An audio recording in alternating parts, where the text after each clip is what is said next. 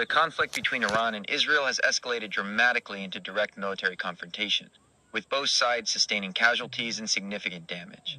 Here are more details on the unfolding situation as of June 14, 2025. Casualties and damages. Iran. Iran's ambassador to the UN reported 78 people killed and over 320 wounded in Israeli strikes as of Friday.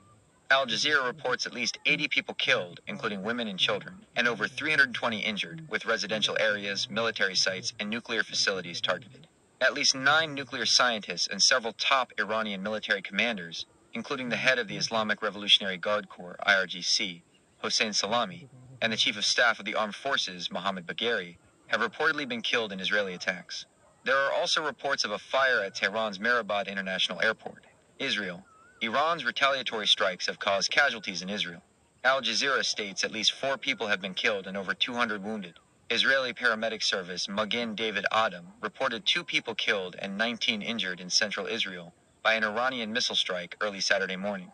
7 Israeli soldiers were reportedly wounded in a ballistic missile attack on central Israel, though they have since been released from hospitals. Buildings in Tel Aviv and Jerusalem have been hit, with some severely damaged. Military actions and targets. Israel's Operation Rising Lion, launched on June 12 to 13, 2025, Israel's offensive primarily targeted nuclear facilities, the Natanz Enrichment Complex, including its Pilot Fuel Enrichment Plant, PFEP, which housed advanced centrifuges, was reportedly destroyed. Satellite images confirm significant damage to above-ground structures at Natanz. Nuclear facilities at the Isfahan Nuclear Technology Center, ENTC, including a metallic uranium production facility and infrastructure for reconverting enriched uranium, were also struck. While underground enrichment halls at Natanz do not appear directly damaged, they are likely without electricity. Military installations. Israel has targeted various military sites, including missile bases, air defenses, and radar installations across Iran. This includes a major missile base in Kermanshah province and dozens of missile launchers and air defenses near Tehran. Leadership targets. Israeli strikes have aimed at decapitating Iranian military leadership, with several high-ranking officials confirmed killed.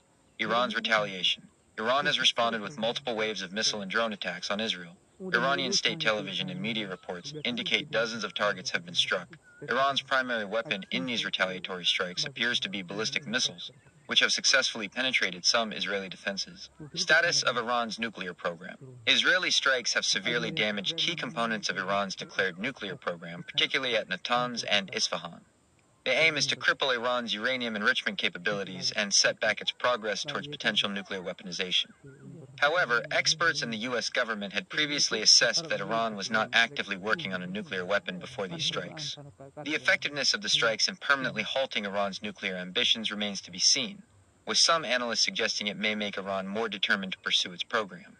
Iran has stated that nuclear talks with the U.S. are meaningless while Israeli attacks continue, casting doubt on a scheduled round of talks in Oman. International reaction. United States.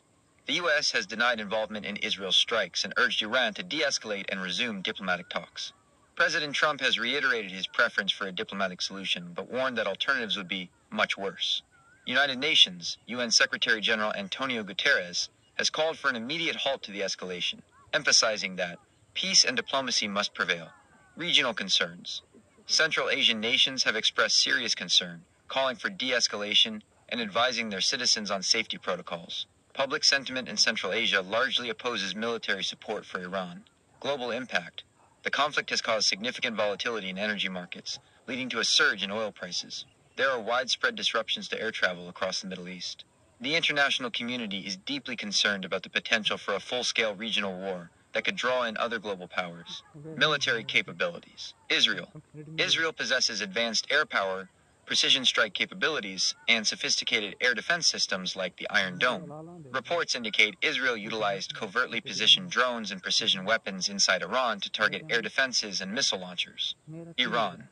Iran has a significant arsenal of ballistic missiles, estimated to be around 2,000. It also has cruise missiles and drones. While Israel's defenses have intercepted many incoming projectiles, some Iranian ballistic and hypersonic missiles have reportedly gotten through. Iran's ability to protect its command and control structures is being tested as Israel actively targets its leadership.